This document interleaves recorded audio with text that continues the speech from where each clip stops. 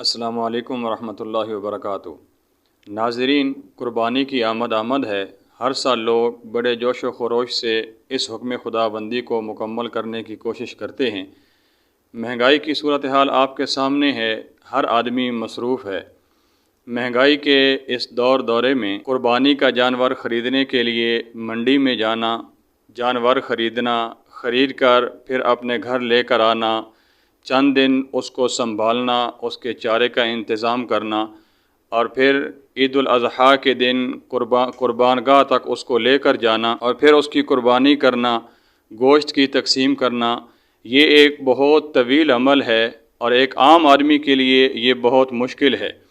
اس مشکل کو آسان کرنے کے لیے دیگر اداروں کی طرح ہمارا ادارہ مرکز اہل سنت والجماعت، جو کہ متکلم اسلام مولانا محمد الیاس گھمن حافظہ اللہ کی سرپرستی میں چل رہا ہے، وقف قربانی کا اہتمام کیا جاتا ہے۔ بحمد اللہ اندرون اور بیرون ممالک سے کئی ایسے لوگ ہیں جو مرکز میں قربانی کرنے کے خواہش مند ہوتے ہیں، اور مرکز میں بحمد اللہ علماء کرام کی نگرانی میں یہ ذمہ داری کے ساتھ قربانی کا عمل مکمل کیا جاتا ہے۔ اب مرکز میں اوسطاً کتنی قربانیاں ہوتی ہیں، جانور کہاں سے خریدے جاتے ہیں، کون کون سے جانور خریدے جاتے ہیں، اس کے لیے آج ہمارے ساتھ موجود ہیں مرکز اہل سنت والجماعت کے محتمم مولانا خبیب احمد گھمن صاحب اور مرکز اہل سنت والجماعت کے ناظم تعلیمات مولانا محمد ارشد سجاد صاحب۔ ان سے پوچھتے ہیں کہ مرکز اہل سنت میں یہ قربانیوں کے جانور اور یہ قربانیاں کس طرح کی جاتی ہیں۔ میں استاد محترم آپ کا شکریہ ادا کرتا ہوں، آپ نے اپنے قیمتی وقت میں سے ہمیں وقت عنایت فرمایا۔ پہلا سوال میں آپ سے کرنا چاہتا ہوں کہ مرکز اہل سنت والجماعت میں جو قربانی کے جانوروں کی خریداری کا مرحلہ ادا کیا جاتا ہے، یہ کیسے ادا کیا جاتا ہے؟ مہنگائی کے اس دورے میں آپ جانور منڈیوں سے جا کر خریدتے ہیں یا علاقہ جات سے جا کر لیتے ہیں؟ خریداری کا سلسلہ کیسے مکمل کیا جاتا ہے؟ بسم اللہ الرحمن الرحیم۔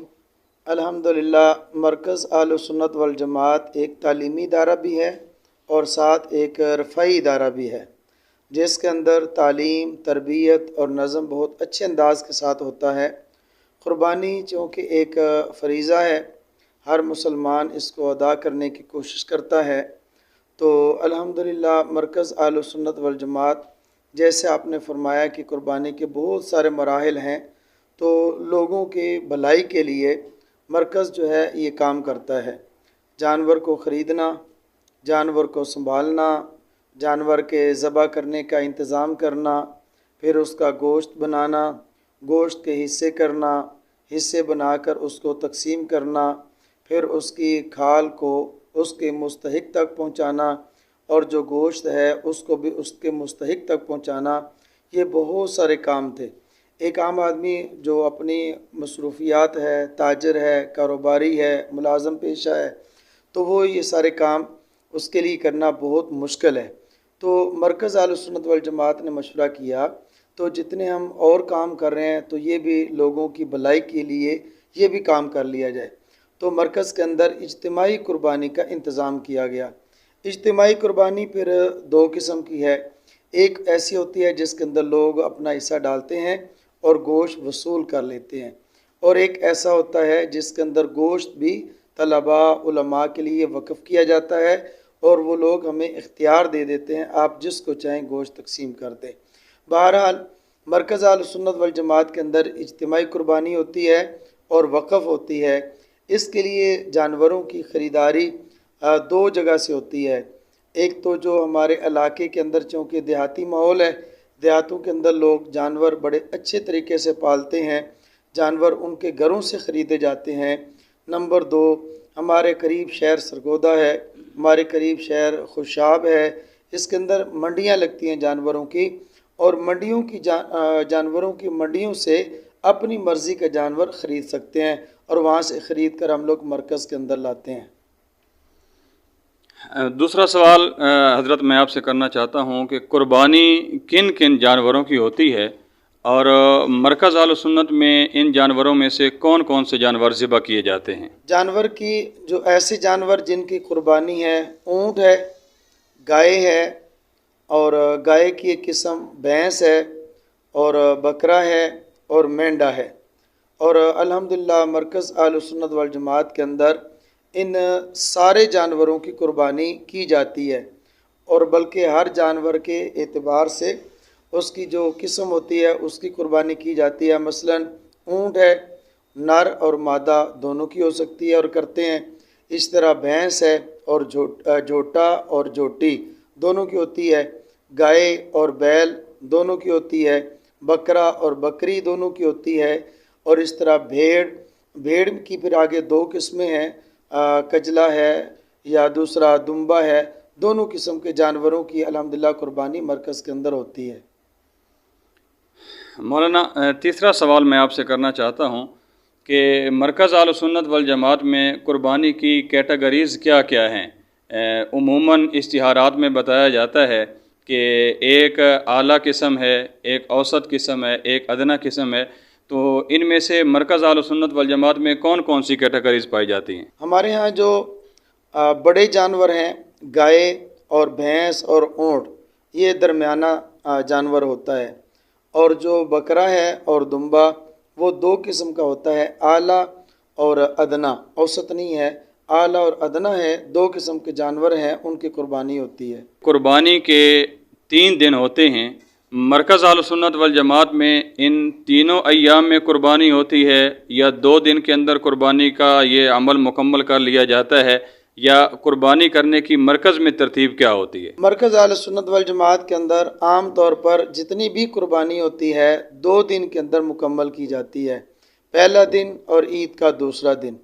عید کا پہلا دن جو ہوتا ہے اس دن بھی ہماری مکمل ہو سکتی ہے، لیکن بعض ایسے علاقے ہوتے ہیں جن کے ہاں عید نہیں ہوتی، عید ہمارے دوسرے دن، ہماری عید کا دوسرا دن ہوتا ہے، اور ان ممالک کے اندر عید کا پہلا دن ہوتا ہے، خصوصاً امریکہ وغیرہ کے لوگ جو ہیں وہ ہم سے چونکہ ایک دن پیچھے ہیں، اس لیے ان کا لحاظ رکھتے ہوئے جو ان کی طرف سے قربانیاں آتی ہیں، اور وہ قربانیاں دوسرے دن ہوتی ہیں، پہلا اور عید کا دوسرا دن، 2 دنوں میں قربانی کا نظام مکمل کر لیا جاتا ہے۔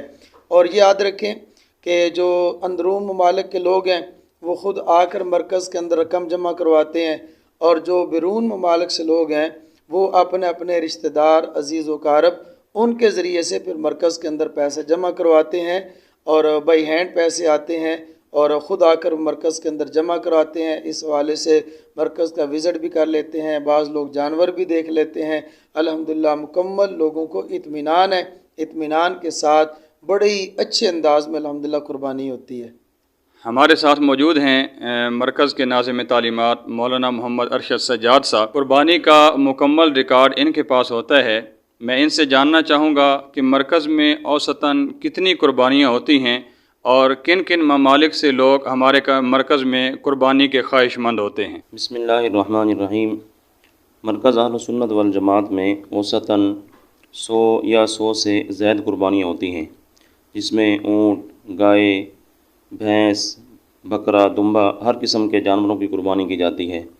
اور دیگر بہت سارے ممالک ہیں جو ہمارے ہاں قربانی کرتے ہیں، مثلا سعودی عرب ہے، عرب امارات ہے، اس طرح آسٹریلیا ہے، کینیڈا ہے، برما ہے، قطر ہے، تو ان کے علاوہ بھی بہت سارے ممالک ہیں جو یہاں قربانی کرتے ہیں الحمدللہ۔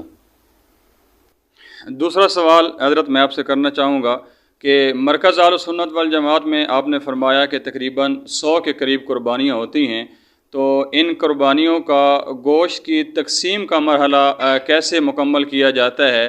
مثلا ان کا گوشت بنانا اور پھر ان کے گوشت کی پیکنگ کرنا اور پھر ان کو غرباء، مساکین تک پہنچانا، تو اس کی تقسیم کے مرحلے کو کیسے مکمل کیا جاتا ہے؟